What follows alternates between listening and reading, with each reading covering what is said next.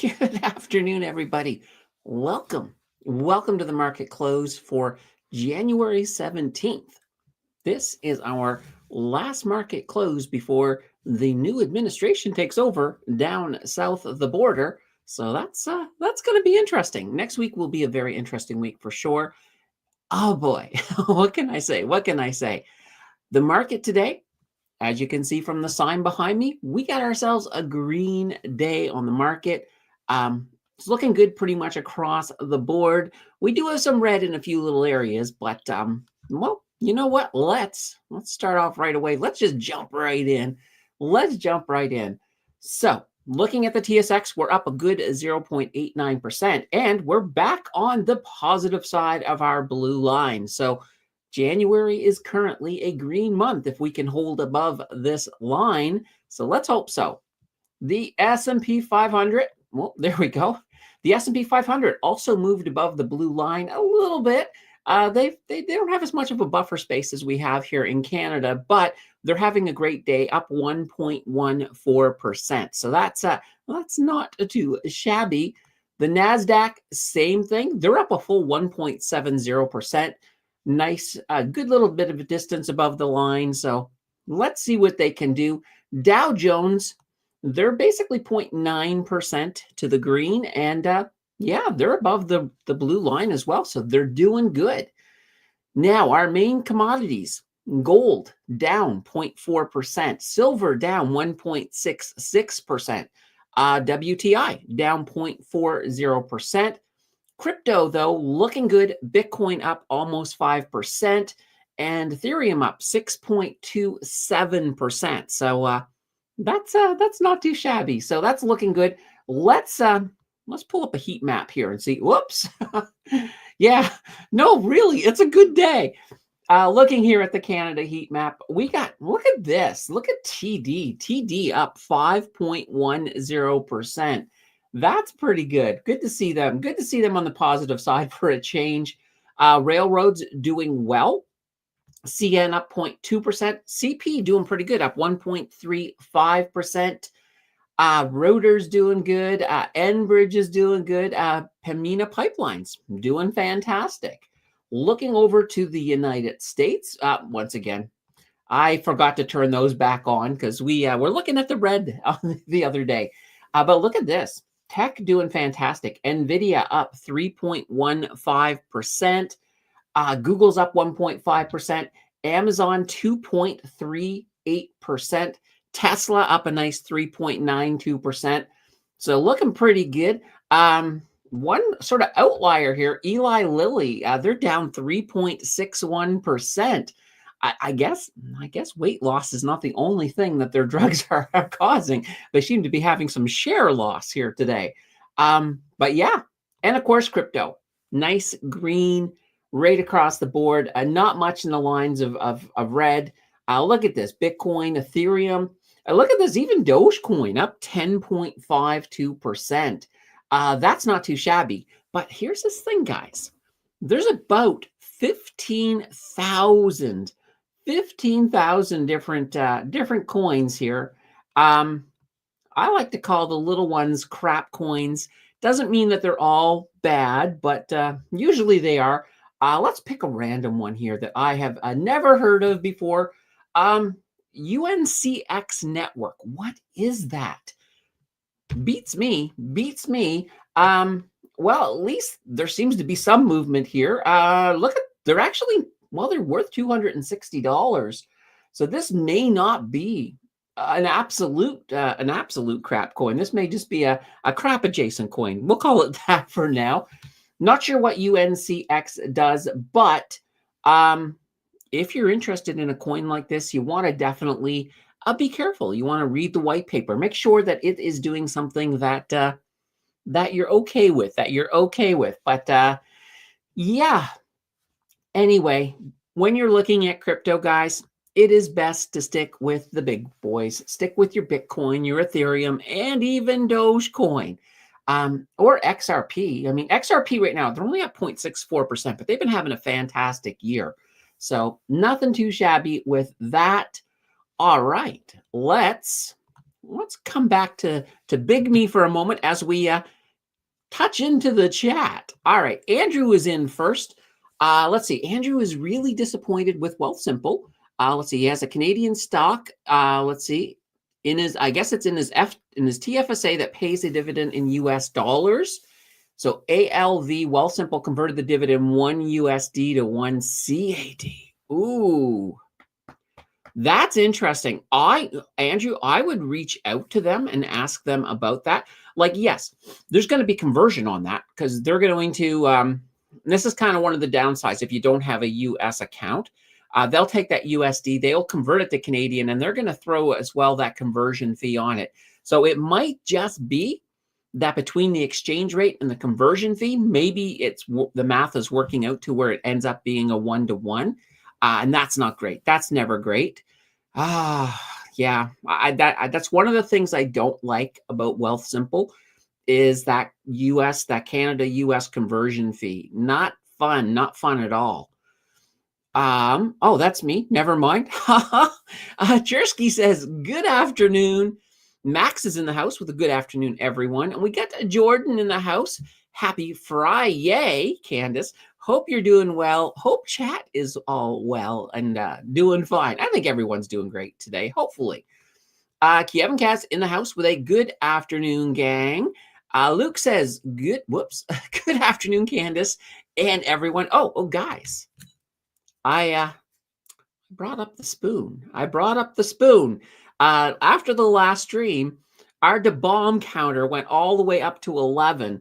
So you never know. And and it's ready. It is ready to go if we somehow get there today. I don't think we are, but I was thinking to myself earlier, I'm like, what if we do though? And I don't have a spoon ready. So like I said, I got the spoon all ready to go. All right. Sue says, good afternoon, everyone. Luke says, bought some TD at $75. Should have bought more. Yeah, like they had a great day. Larry says, sold on my Intel on the rumor it's getting bought out. Interesting. Yeah, that's what they say, buy on the rumors or, buy on the rumor, sell on the news type thing. Ian says, BNS down a bit. Don't know why. Yeah, let's just take a look here for a second. I think a lot of the banks today, were kind of a little down, other than TD.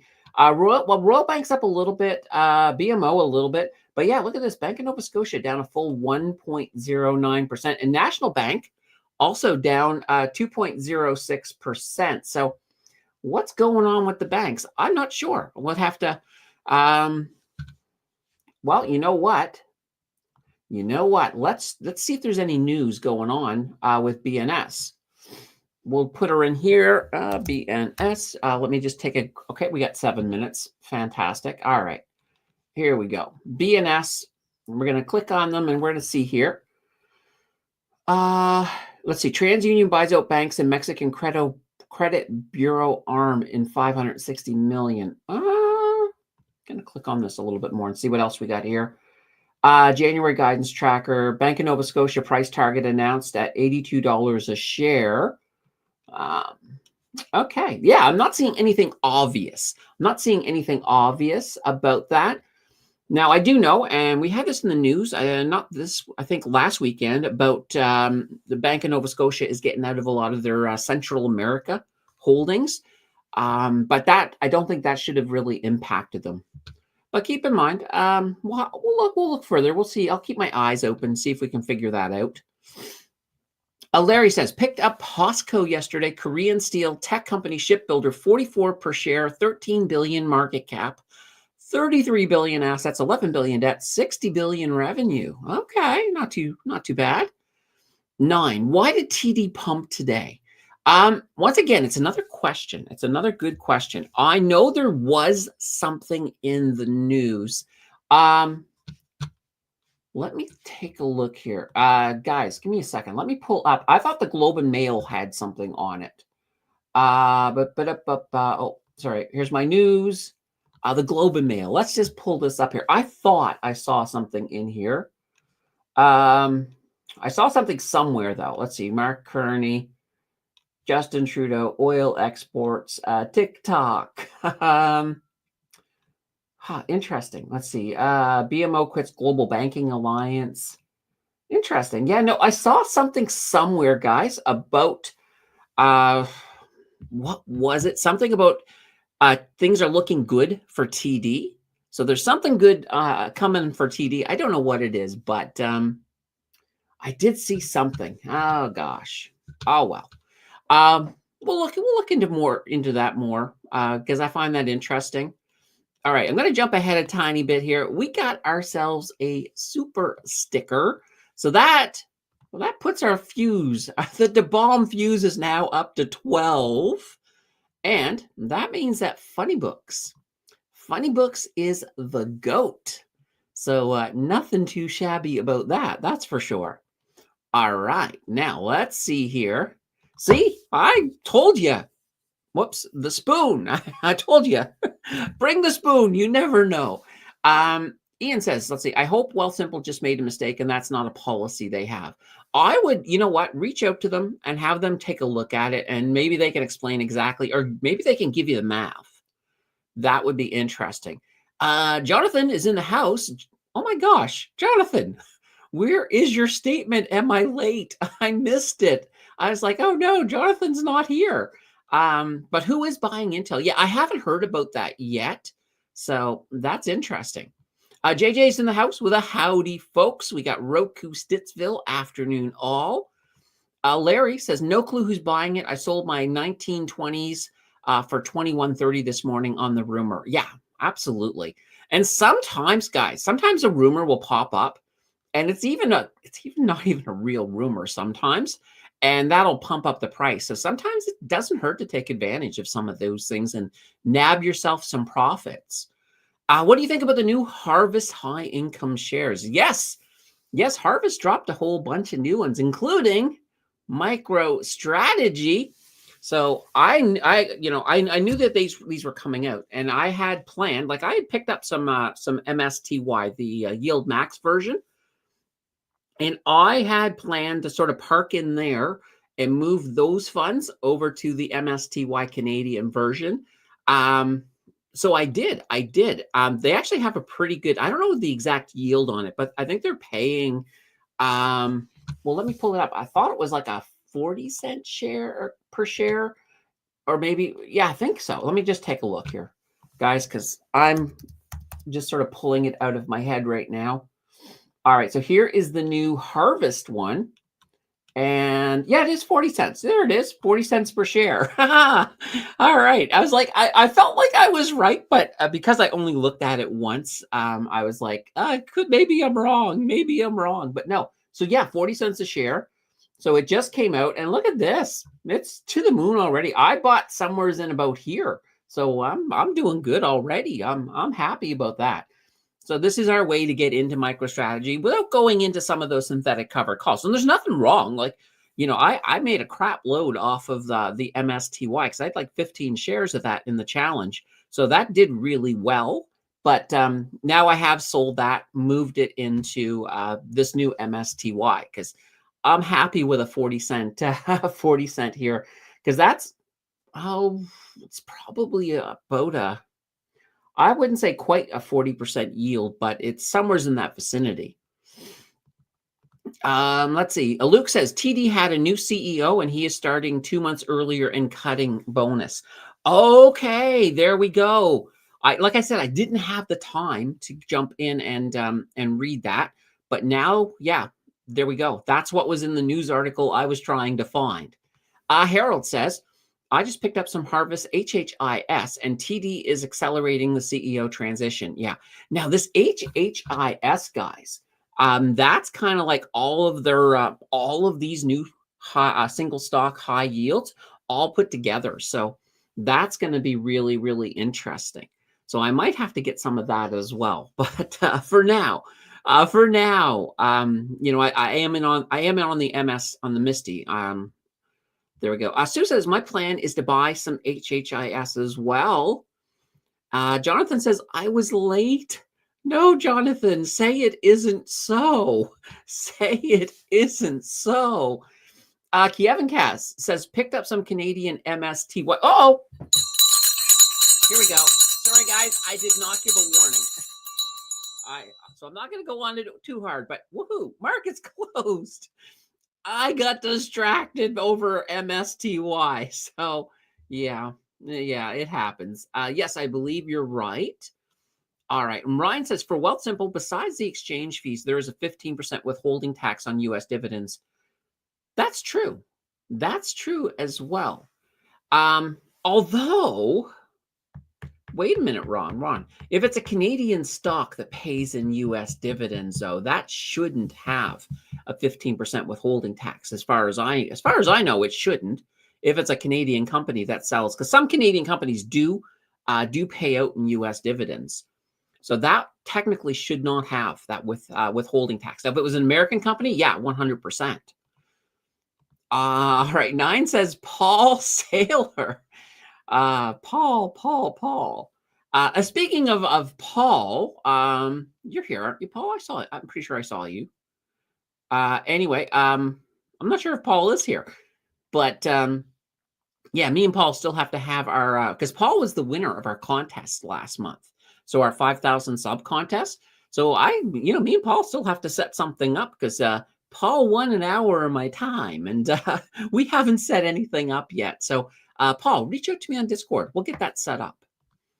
Andrew says, if you have an account at Wealthsimple, Paul is here. Hello, waiting at the X-ray. Oh, your foot. Oh, here's hoping your foot's going to do. I'm hoping this X-ray comes back nice and clean, Paul. But yeah, Paul had I think you broke your foot. So Paul has been sort of wrapped up in a cast for a little bit. So hopefully it's all healing nice and well. Are they taking the cast off today, or are they just X-raying to make sure everything is progressing well? That's what I'm hoping. I'm hoping you can get the cast off soon, because I've never broken a bone, so I've never had anything in a cast. However, I have heard rumors that casts are really, really itchy. So I don't think I ever want to do that. I think the worst injury that I've ever had is I dislocated my shoulder once. And then I had to keep it in like a sling for a bit. But that was probably the worst. All right, JJ says it's about a 36% yield. So yeah, I was thinking around 40, so 36 is about right. So on the current cost for MSTY, will you get Coney too? I don't know about that. Like, that's the thing with the challenge, right? Because we have a limited amount that goes into it. So what ends up going into that challenge is $500 a month, and any of the supers that come in, those go into the challenge as well. That value. So yeah. Anyway, that's where we're kind of limited by what we're playing with on that. Andrew says, if you have only CAD accounts turned on at Wealthsimple, they will convert U.S. dividend to Canada 1-to-1. Okay, so that's what they're doing. Oh, yeah. And I mean, the problem is with Wealthsimple is if you want the U.S. accounts, you're paying, I think it's $10 a month. So you pay $10 a month for those U.S. accounts. Now, if you're maintaining a balance of $100,000, then they let you have that for free. So, but that does not help you. That does not help you if you're holding a Canadian stock in a Canadian account that pays you in US dividends. So yeah, so that might be something to keep in mind when you're deciding, when you're making stock decisions. Paul says, let's see, follow up X-ray to see how it is healing. No more air cast boot, still hurts. Okay, all right. Well, hopefully it's better. So I assume the storm is inauguration. Yes. Yeah, and in particular, it's not so much even just the inauguration, it's those that tariffs. So yeah, I mean, we're looking at Monday. Monday, and it's interesting. Monday is not only inauguration day, it's also Martin Luther King Day. So the market's closed on Monday in the US. Now, we have these tariffs, and right now, all indications are they're going to hit. They're going to hit that that's going to be one of the 100. And that's what I'm hearing, guys, that he's going to sign 100 executive orders on Monday.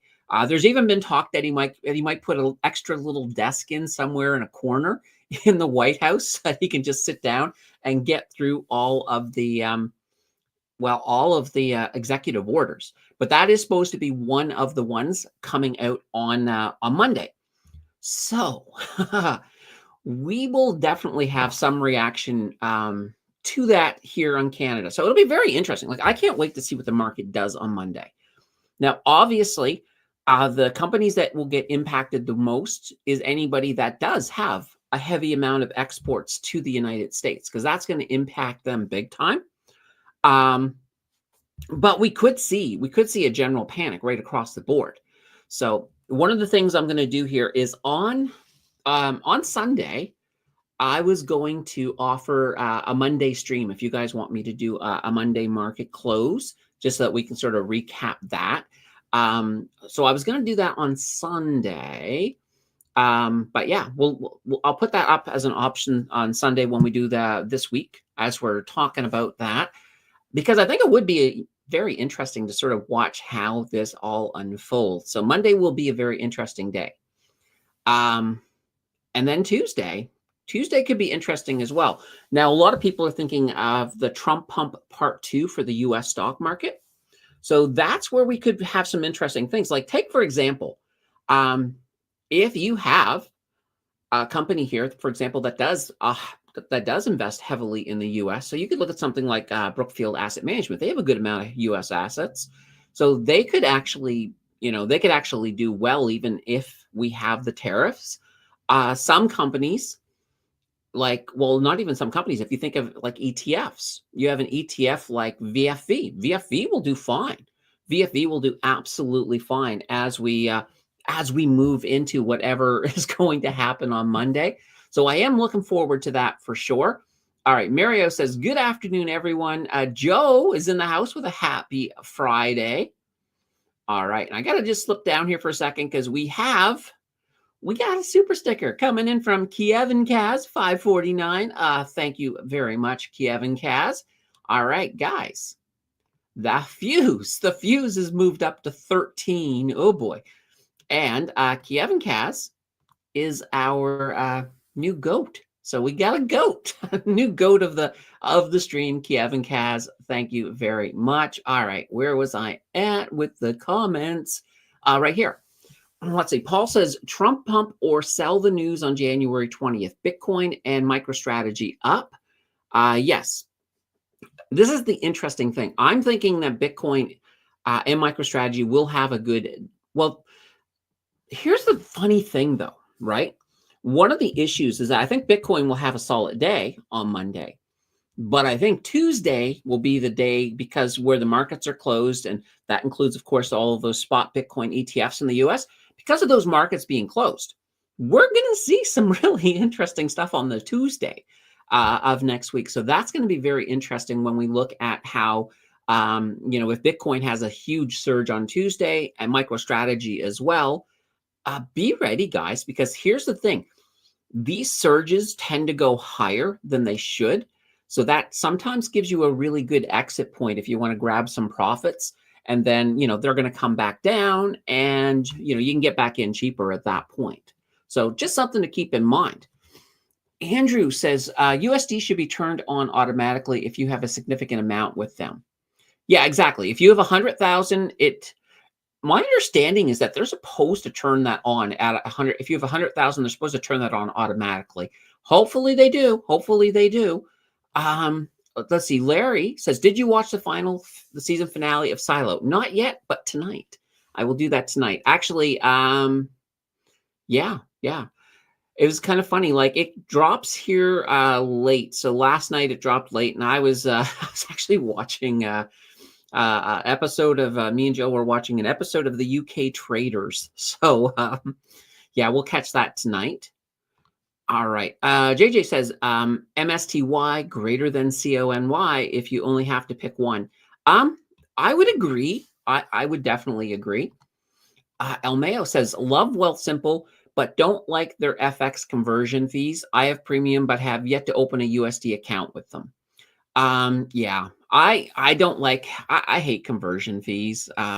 Like, completely hate conversion fees. So I hear you. That's one of the reasons that, like, if you're going to do a lot of US investing, I usually will recommend that instead of Wealthsimple, in that case, look at something like National Bank or even Questrade. Questrade does have commissions, though, like you do pay a commission fee. But National Bank, they're commission free. They give you a free US account, and you can use the Norbit Gambit to move money across to avoid the commission fee, or the conversion fee. So that's kind of one of those reasons why I would go in that direction.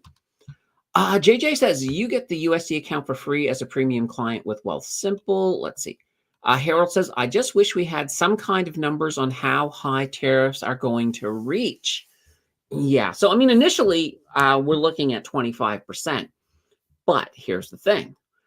Trump has already said he plans to be aggressive with his financial pressure on Canada to make us the 51st state, or to annex Canada. Obviously, I don't think that's in the cards, and quite honestly, I don't think he completely understands how hard it would be to annex Canada, because first of all, our parliament has to agree to it, as well as all of the legislative groups for each province would have to also agree with it. And then a lot of I think the U.S., as far as I know, I think all the states have to agree with it too.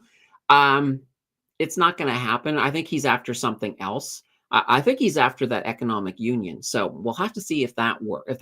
And that, to me, and here's the thing, I don't think that's a terrible idea. Like an economic union, I'm kind of okay with that.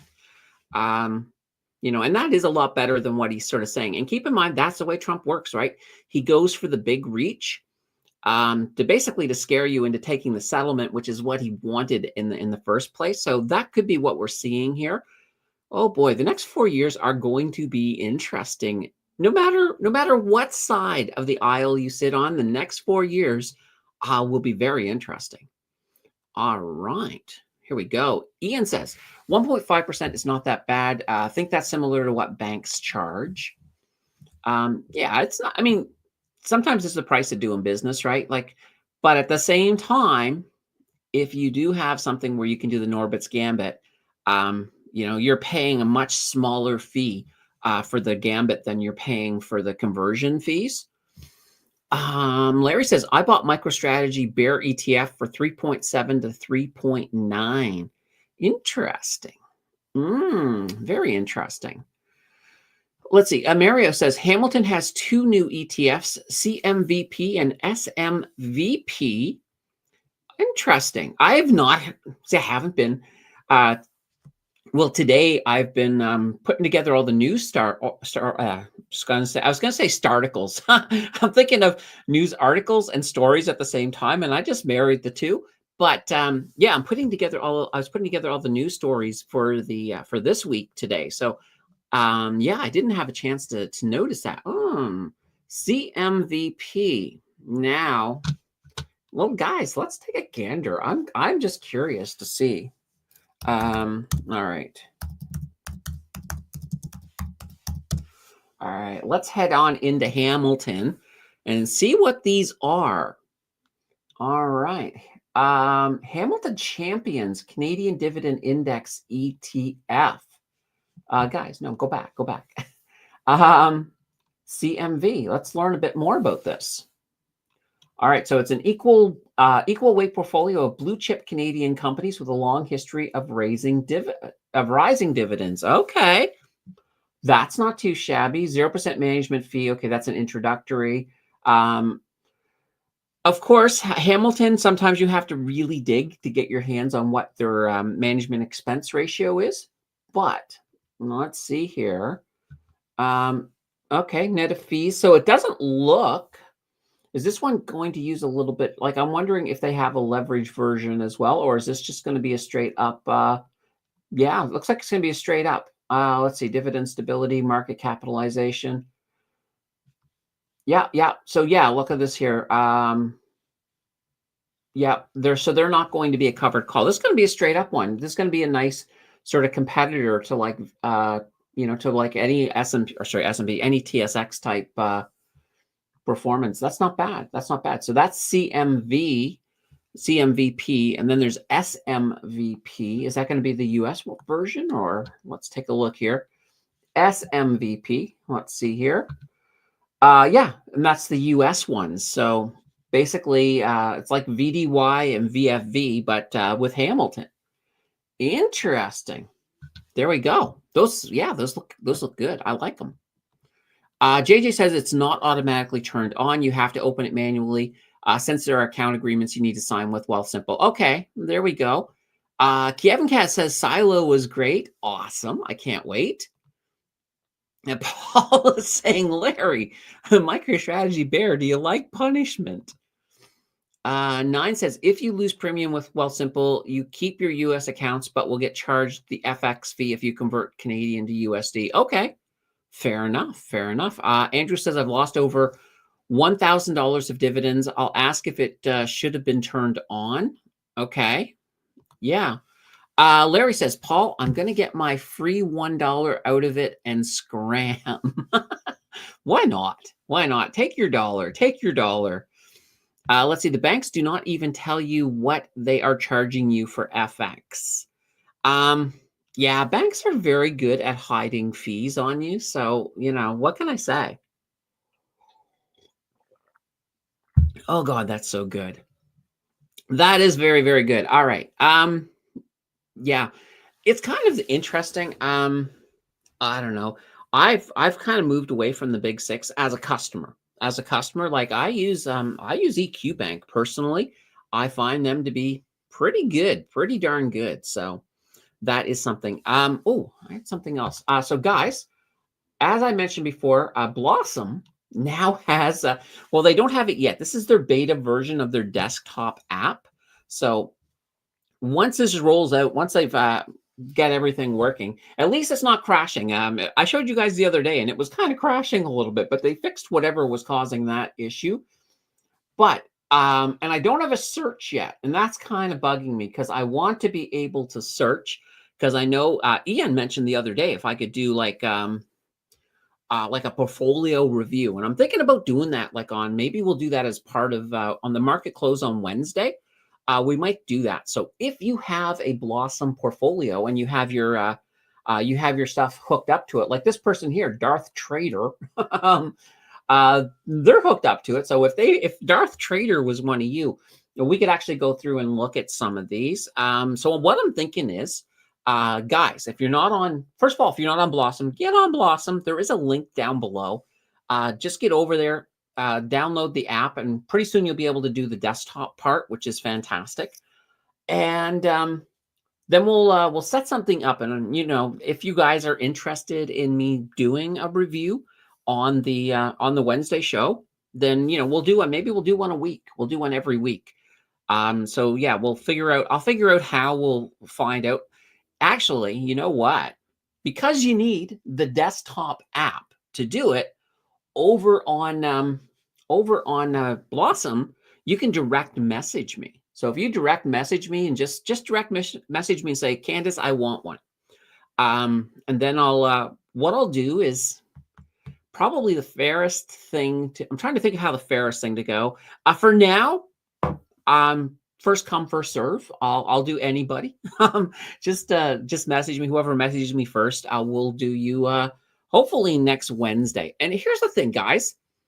Even if this part isn't working that I can find you by next Wednesday, um, I'll just make some screen copies of your portfolio and then we'll bring it over and we'll still look at it. We'll still look at it. Although I would prefer to have this up and running because that would be really, really good. Because then we could, then we could do something like, oh, I can't even do that on here. But then we could actually pull into different things in here and see what's going on. Look at this. This Darth Trader is up 75.97% today, apparently. But sometimes I find you have to keep some of these with you got to take some of these with a sort of a bit of salt, because I think the API that Blossom is that they're reaching out to is not giving them all of the data. It's giving them enough data that they know what you have, they know the proportion of what you have. But I think some of these numbers I think are off a little bit. So take them with a grain of salt. Now I know they're always improving the back end, so hopefully we can get these all working perfectly down the road. And I can't wait for this to work perfectly, because it'd be kind of nice. Now I can of course go through the topics and things here, like these are the dividend topics. Look at that Darth Trader is in. Oh, same thing. Mojo Daddy, Mr. Financial. It's like, come on, where are you guys at? I want to find one of you guys here. Irma. Yeah. Well, hopefully we'll find. Actually, guys, here's an idea. Let's get back to the home. Following. I know I follow some of you guys, so we might actually find some of you in here. Who is this SG person? They did a whole bunch of buying today. Holy cow. Oh, it's only showing me the purchases of stocks. It's not showing me their posts. Okay.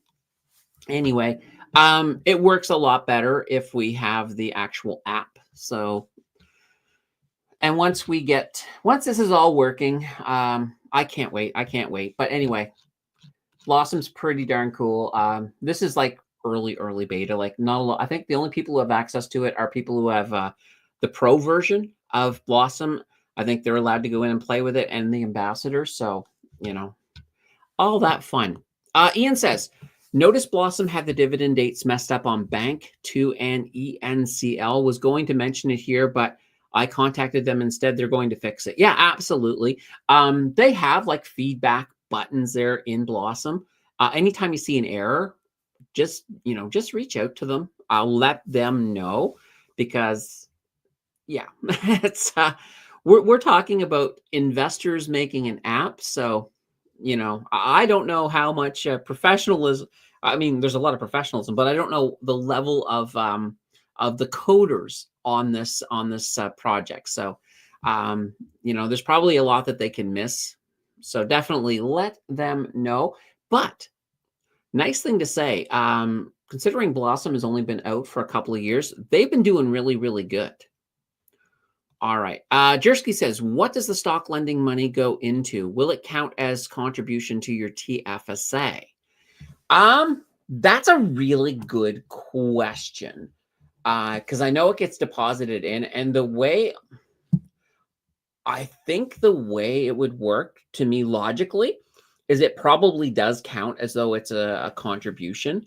So if you're absolutely maxed, I would turn off lending for your TFSA. Reach out to them and make sure that, there's nothing that I'm unaware of that they're doing, but I have a feeling it's probably counting as your contribution.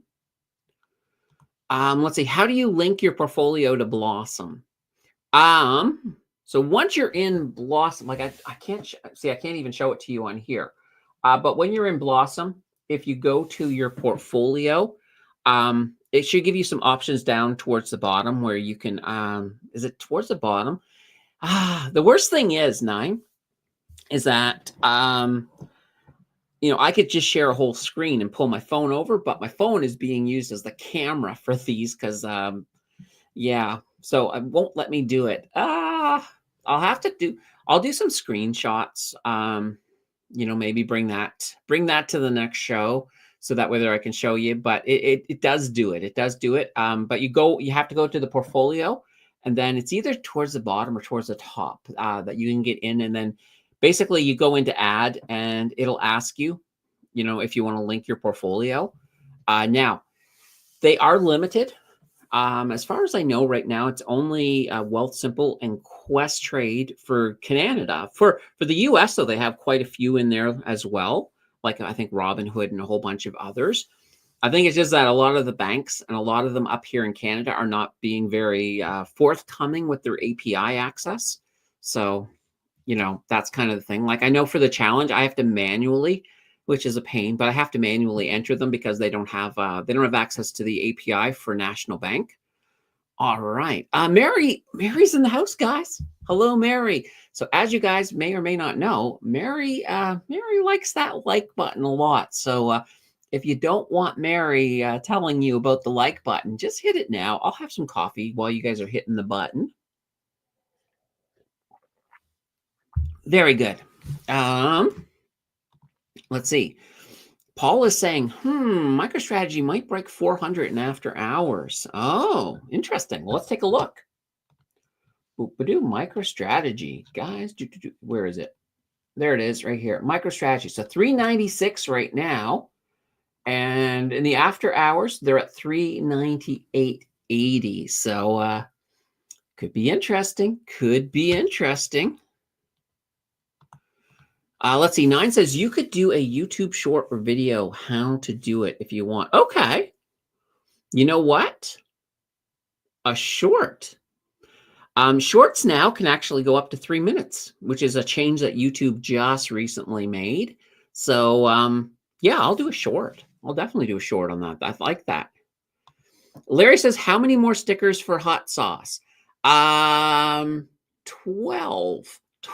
more stickers for a hot sauce. Yeah, we're slowly getting there. We still got about half a month. So I'm pretty sure you guys will get it done. You guys will get it done.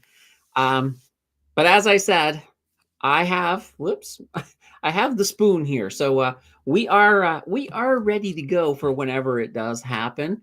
So what can I say? All right, guys, let's take a final look at the market here very quickly. So we did finish the day. As I said, everybody in the green. So here we go. TSX finished 0.89% up. S&P 500, 1%. But look at this, a little bit of a red slide into the end of the day. NASDAQ, same thing. The last 3 hours were a little bit red. Although there was a bit of buying pressure on this last candle. You can sort of see here by how thin the body is. But they were up 1.66%. Dow Jones up 0.78%. All right, gold finished the day. Well, not finished. Gold is still trading. So commodities, guys, they trade 24/7. But gold is currently down 44%. Silver 1.57%. And WTI just down 0.37%. Bitcoin is up a good 5%. And Ethereum up a good 6%. So not too shabby, not too shabby. And MicroStrategy, of course, as we said now, 398 in the after hours, heading for that 400. That would make Paul's day for sure. Looking at our heat maps again, as you can see, a lot of green in here, but it's a green day. Let's see who didn't do so well. And we got a couple of banks, Bank of Nova Scotia, National Bank, Great West, also not doing too good at negative 1.20. Rogers is down 1.08, and Quebecor down 2.34. So we got a few not doing super well. Lightspeed down 1.81. Open Text down 0.86. So yeah, I don't like to see this. BlackBerry down 4.30. Because as we've been talking about earlier, BlackBerry's been making a lot of positive moves. And things are looking up for BlackBerry, but they did have a little bit of a correction today, 4.30% down. Looking at the United States, once again, a lot of green, but let's see who the big losers are. So yeah, we've got like Eli Lilly down 4.21%, Johnson and Johnson down 0.5%. AbbVie, they've been having a bad week. 1.25% down. Pfizer down. Intuit down. Yeah, we got a few. GM down 1.68%. So yikes. What can I say? And crypto's looking fine. Crypto's looking pretty good. Bitcoin up, Ethereum 5.95%, but Dogecoin really kind of one of the winners of the day, up a good 10.75%. Seeing if there's anything else in here. Well, Cardano up 6.53%. What is this one here? Pepe. Pepe is up 11.79%, but a little bit of a meme coin, but it's up. It's up, that's for sure. All right. Ian says, whoops. Let's see, my TFSA was maxed out and somehow Wealthsimple had my stock lending turned on.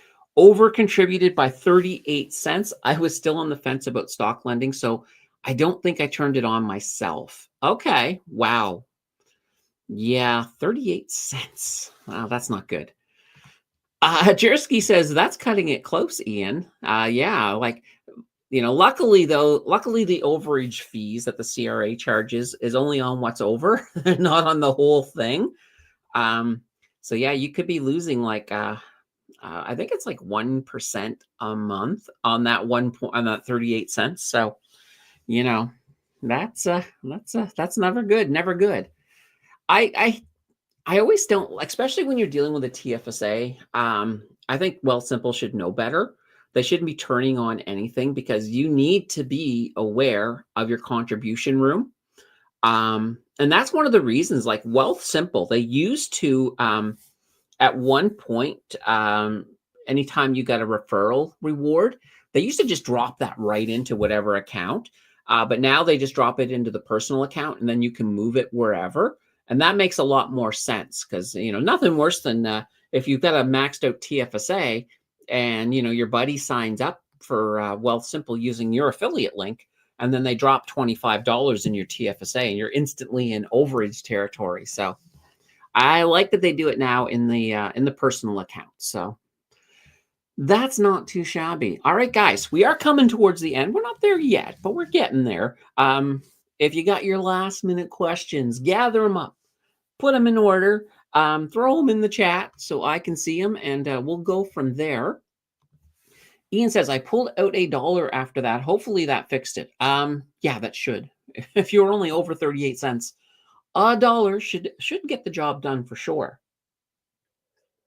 Oh God, this is so good. All right. Yeah, it's just one of those interesting things. I don't know what's going to go on. It's funny. Normally I have a general idea of what the week ahead of us is going to look like. This time around, there's so much potential that anything can happen. I think one thing is that when you look at all of the potential things that could happen, I think this week coming up, we probably are blowing most of them out of proportion. I think most people are. I think it won't be quite as bad. We'll still see these tariffs, but you got to remember, guys, that a lot of the companies in the United States that rely on Canadian products, a lot of them have been buying in bulk and getting those products down before the tariffs roll in. So there is that. So that is definitely good. And generally it takes time. Like the full effects of these tariffs, especially if they're prolonged, could take a couple of years to fully filter into the Canadian economy. So, these could, and I guess potentially, if it goes on for a long time, it's not going to instantly plunge us into a recession, but it might guarantee that we see a recession in 2026. It might sort of be that the camel or I was going to say the camel that broke the straw's back, but it's the other way around. It's the straw that broke the camel's back. But although, guys, if a camel did step on a straw, I think that straw is probably toast. So it kind of works in both directions in a way. 9 says, withdraw some dividends from your TFSA and log it for next year if you are over a bit. Yeah, exactly. That's another good point, guys. When you're keeping track of your TFSA, and if you're pulling dividends out, especially if you've got an income, if you're running an income TFSA, so you're relying on those dividends, keep track of how much you're pulling out because you get all of that contribution room back in January as well.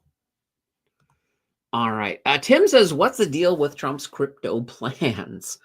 That's a good question. There's a lot of speculation on what's going to happen. Like, one of the things that I'm hearing a lot of rumbling about is that he wants to actually add Bitcoin to the Treasury. So the U.S. Treasury. Now, the overall arc of what Trump wants, of course, is that he wants the United States to be number one in terms of crypto. So that's going to be a big motivating factor. I mean, everything that is happening in regards to crypto and the new administration is that you have a U.S. government that is pro Bitcoin, pro crypto, and that's going to be good for that sector. Now, if we didn't have the Trump administration, I truly believe we would have seen a crypto winter in 2025. Like by the summer, we probably would have been into a crypto winter. But with this new administration, I think it's going to push things out quite a ways, and we may not see a crypto winter until the end of the year or into 2026. And here's the other thing, it may not be as bad as it would have been just because of this bullishness. And also, there's just so much money now. When you look at like all of the spot Bitcoin ETFs in the US, there's a lot of money into crypto right now. It's going to be hard for it to fall like it will definitely not fall down to where it was last crypto winter. So like, if you're thinking, I'm just going to wait for a crypto winter and get crypto again at 20K, you're going to be waiting for a long time. You'll be waiting until somebody invents time travel so you can go back in time to get it at 20K. But right now, I have a feeling with the next crypto winter, the bottom, maybe worst case scenario 40, but I'm thinking it's going to be closer to 50K. When we go into a full-fledged crypto winter. And even I might actually be giving them even more. I might be even a little bit too conservative on that. Like it could still be higher. And I know I've heard people that say that once we get the next big explosion that they're expecting to come sooner than later, that we may never see Bitcoin underneath 100K again. I'm not there, at least thinking of it that way. I'm not there yet, but I do understand that some people think that. All right. Let's see. Your Damage says, hiya, Candace. As I understand it, if you collect dividends in a TFSA and reinvest those dividends, your contribution room declines. But if a growth stock goes up in value, your contribution room doesn't. No, not at all. So any dividends that you receive inside of your TFSA, it does not impact your contribution room. So let's say, for example, you receive $1,000 in dividends in your TFSA. Well, your overall contribution room, you're not gaining new contribution room, but your room does grow by 1,000. So if you were to take that $1,000 out of dividends, when January 1st rolls around, you'll get your new contribution room, but you would also get that $1,000 as well. Because it is new space. It's not, and that's why I'm always careful with the wording. Because when if I say you gain $1,000 in contribution space, that doesn't mean you can throw an extra 1,000 in. It means that 1,000's already there. So when it does technically grow your overall space, but not your new contribution space per se. I guess that's probably the easiest way to put it. Sue says, Wealthsimple shows my contributions within my TFSA, so I always know how much room I still have for the year. And that's fantastic. Yeah, I have noticed, because they never used to do this. I have noticed recently that Wealthsimple is now showing how much you've contributed in the year. And that's great. That to me is great to know. Especially, and here's the thing, if you're only using like Wealth Simple for your TFSA, that's great because then it's easier to keep track. But in some cases, some people might use multiple TFSAs, and you can use multiple. You just have to then manually track things. So you'll have your number from Wealth Simple, maybe you have National Bank too, or maybe you have Royal Bank, or Quest Trade, or oh God, I hate to say this, but Moo. So, I know one of our community members today messaged me and said, "Oh, I got approved for Moo." I was like, "What? Why?" Apparently, he's going to be using it for options, but I was just like, "Okay, okay." So that's fantastic. Moo, gotta love it, gotta love it. Um, yeah. So that's just one of those things that you can definitely keep track of things. So yeah, when you're and this is a big goal, and I want to let's go to the whiteboard just because we haven't gone to the whiteboard. But here we go. The whiteboard. I'm just gonna switch mouses because my magic mouse, I can scroll in like every possible direction. See, I can even do a circle. I can do a circle with my mouse. So that's kind of cool. All right, we'll go over here for now. Um, so here's one of these things. We'll say here is retirement. And I'll just put I at the beginning. So like, you're like 18, you're just starting to do your thing, to do your investing. So you have your TFSA, right? Why did it do that? I don't know why it did that. As you're getting older, of course, you're getting more and more space. But what you really want to be doing here is ideally you want to grow it. And the most efficient way to grow it is, and let me just change the color for the growth. Let's just say you can grow it an extra amount, and that's fantastic. We'll put an extra amount here. But the biggest way to do this is simply by using, of course, your, I always talk a lot about total return stocks, right? So, I mean, if you have a stock that has a 10% dividend, so you got a 10% dividend, all right, fantastic. You're getting 10% every month, and that is, of course, growing that up. But with that 10% dividend, you also want to make sure that the value is of that stock is not going up. Because if that value is going down, that 10%, maybe the value doesn't go down a lot, but maybe it goes down a little bit. Maybe you're actually only getting about an 8% total return on it. Or in some cases, like some cases, they are going up depending on what the market is doing. So you want to kind of keep that all into perspective. But with a total return stock, you might be getting something like, you might be getting a 3% dividend. But once you look at the value of the stock, you might be, maybe you're getting, let's say, 18%. So when it comes to growing your TFSA, 18% is going to give you more purple than 8% would, which is great because as you're at this point, like at retirement, you're looking for that income. You're looking for, you want a big TFSA that has a lot of income coming out of it because it's all tax-free income. You can use that with your retirement supports. It doesn't cause any kind of clawback on your OAS. It doesn't make you ineligible for GIS. It's fantastic. And of course, it's not hurting you tax-wise either. But if you maximize growth in here, and move it to even bigger up here, well, at this point here, right, you're going to have more room when you start converting over to an income TFSA. So you'll have more room so that when you start putting some of your covered calls and things like that, you're going to have a lot more income coming out of it than what you're going to have if you get kind of caught in this game. And some people get caught in the game. Some people love, there's channels out there completely 100% dedicated to like covered calls and, creating income portfolios. The thing is, when you're younger, you want, growth for the most part. I'm getting good. I'm getting good at using the mouse. For the most part, growth will usually beat dividends for the most part. There are occasionally exceptions, and a lot of times the exceptions are Very, very dependent on the market. You can get the right market conditions where something like a covered call will beat the original stock. But for the most part, growth is going to give you those bigger returns. And when you're looking at when you're looking at your TFSA, your goal is the stuff in your TFSA. You just want it to grow. So think of growth. Think of growth as yeast, right?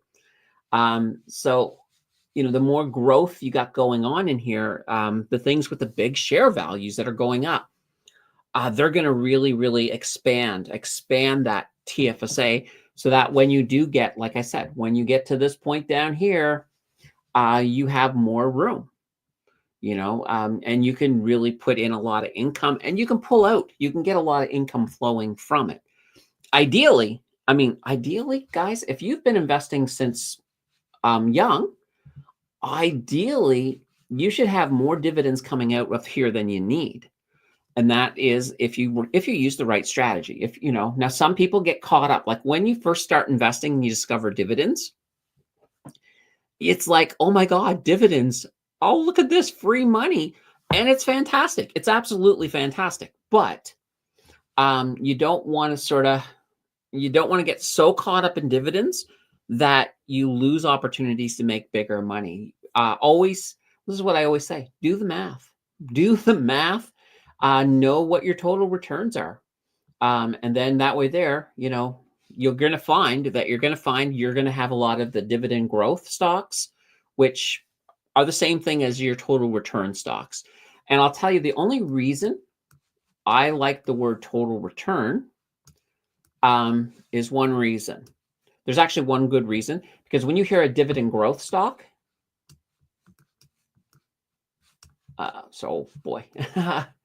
there we go. That was a strange dividend. But when you're looking at dividend growth, a lot of people are like solely looking for both dividend and growth. But sometimes a total return stock may have no dividends. So I think MicroStrategy doesn't currently have dividends. Tesla doesn't have dividends. So a lot of the big growth stocks don't have dividends, but they do have some pretty impressive total returns. So it always is good to sort of know where they are.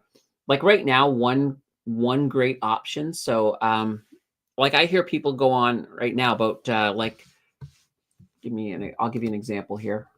Let's come over to Canoe. We'll go over to good old Canoe. I hear people every time I do a Canoe video, I will get that comment that says, Canoe just doesn't have a high enough dividend. I'm not happy with Canoe. They only pay, they're only paying right now it's a 7.797% yield. Well, guys, let's look at the last year though. I mean, look at this. They've gone from $12.83 to $15.48. This is hitting a lot of great total returns, because you're getting 7% alone, almost 8% from the dividend. And this here, you're getting a huge chunk right here in growth at the same time. So that's pushing Canoe up to make it a very good total return stock. So like right now, I have them in the 0 to 100K challenge. And I will tell you right now, I'm just looking it up right now. They're sitting at a total return of 30.53%. All right, so 30.53%, and yet somebody's saying, that's 7% dividend yield. That's just too low for me. Well, the 30.53%, is that too low for you? That's what I will always say. Now, I'm going to step back. One thing is that, once again, if you're at that point that you are moving into retirement, that's fine. The rules start to change, because, as I said, if you're looking to build a retirement income portfolio, that's not a bad thing. And in a case like that, you're no longer concerned about your total returns. You're more concerned about that income. And I always look at it this way. To me, it's not even if you look at something that has a little bit of income, like a value shrinkage. So I know some people will call it NAV erosion. That in retirement, that's not as bad, provided that company has a history of maintaining that dividend through the rough times. Those are going to be the ones that you're going to look at. So when you look at something like that, you might look at, let's look at HYLD. This is a perfect example. Whoa, let's spell right, HYLD. There we go. All right, so this one here, they have a little bit of leverage. Right now, 1409, but here's the thing. They've got an 11.9, so almost 12% dividend. But here's that thing. I'll show you right now. Let's actually go to the 3-year, because here you're going to see that bear market in here. So here is the bear market, and you can see they came down hard. Then they leveled out and they came up. So you are getting a little bit of growth here, but honestly, this is just recovery. This is just recovery from the bear market. This is a fund that once they're finished recovering, they're going to be they're going to be flat to a certain extent. They'll rise up slowly, but they're not going to be super impressive. And that, for a covered call, that's not a bad thing. That is really not a bad thing. Now, let's look at their dividends, though. That's kind of where I wanted to go with this. All right, we're going to come in here. And you'll see right now their dividend is 1.43, so 14.3 cents per share. And you'll notice that it just recently went up, but we're going to go all the way back. We're going to go right back to the beginning. All right, so this here, they launched right pretty much at the beginning of the bear market. So they were sitting at 13.8 cents. They then knocked themselves up to 14 cents. And they held that for quite a ways into it. But then, of course, at that point, they did finally drop the dividend a little bit. That's fine. That's fine. We got a little bit of a drop there, but not a big drop. Now, a lot of people did panic. A lot of people panicked when that went down. But this is what's always good, is to know what happens from here. So, yeah, it went down for a bit, and then it starts to go back up as the market improves and goes back up, goes back up. Now it's actually higher than where it started. So that's not a bad thing, because that's what you have to be thinking about, is when the market goes into a bear market. And if you've got a whole bunch of dividend stocks in your that's creating your income, and they all like drastically cut dividends, well, gosh, that's not a good situation, because all of a sudden that's cutting your income when you probably need it the most. So those are little things like going back and looking at a dividend history. That is not a bad thing. How did they respond the last time there was a bear market? And that can give you a little bit more confidence when you're going into, when you're holding them into the next bear market. All right, holy banana bread. Just give me a second here. Let me pull that out of the way. There we go. Tom says TD had a great day. Oh yeah, TD had a fantastic day. Let's take a look here, guys. Here we go. Here's TD up 4.43% on the day. So here is their big bump. And as the chat was letting me know earlier, their new CEO was coming on board earlier. That's good. TD needs that new blood to sort of help people start to forget about the whole money laundering stuff. So I'm happy for TD. Let's hope this person can keep it up a little bit, because worst case is sometimes there's some happy news and then it sort of settles back down again. All right, Tom says, I think the Canadian market is super undervalued and the US is priced for perfection. Yeah, I could agree with you on that. So I think the Canadian market can be very strong. And I also think, I even believe it or not, I think even with these tariffs, I think we're going to be fine long term. There's going to be a little bit of rough, but I don't think it's going to like totally cripple Canada or anything of that nature. All right, Ian says, I am 100% dividend investor. I know I am leaving money on the table, but I can't help myself. Just trying to hit an annual dividend amount so I can retire. Okay, fair enough. I mean, and this is the thing. Investing is individualized. And this is, and here in this case here, Ian is making choices based on, based on what his goals are when it comes to investing, and he's aware that he's not maximizing what he can be making, and that's fine. That's fine. If you're aware of it and you're okay with it, then that's fine. I have no problems with that. Like I will never go up to like one of our younger viewers. I'm not going to go up to them and say, "What? You're only investing in dividends?" No.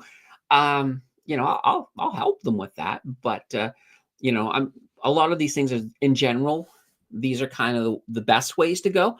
Um, for a typical person. And Ian's not typical. I will tell you that right now. Ian's exceptional. Ian's pretty cool. All right, and Sue is right there with Ian. Cowboy is in the house with an afternoon all. Let's see. Ian says, going into semi-retirement this year. I'm 43. Nice. There's nothing wrong with that. If you can retire at 43, I mean, you'll be bored to death. You'll find, I mean, Ian will find other things and other ventures. You almost have to. Maybe Ian will start a YouTube channel. I don't know. It'd be kind of cool. I'll subscribe if you do, Ian. Bill says, need to be careful if you retire early in life on dividends. You'll need dividend growth to keep your quality of life from declining with inflation. Yeah, and that's the thing. I mean, you'll have to, like, I think if you retire as early as 43 and you're, living off of your dividends, you'll definitely want to look at them. And there may be as well some situations that come along where you can maybe shift a bit of it into something growth. Like, for example, imagine if you, at the beginning of NVIDIA's big jump, wouldn't have been bad to shift a few things over there.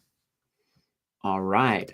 Ian says, that's why I'm semi-retiring. My own investments can basically support me now, but I also have a pension that I'm leaving alone until I'm 65. It's big enough to retire with on its own. Oh, nice. So you're using the dividends as your stopgap. Not bad. Not bad. Yes, Ian, definitely. Yeah, from what I know of Ian has done very well for himself. So definitely, definitely good. All right, guys.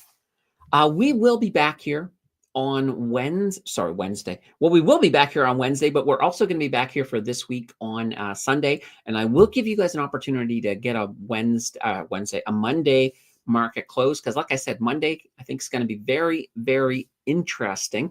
So we'll be back for that. So guys, have a fantastic weekend.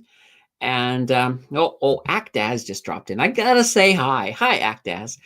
So if you don't have to spend all of the dividends, you can be okay if you reinvest some of them. There we go. Exactly. That's the thing. If you don't need all of your dividends, reinvest.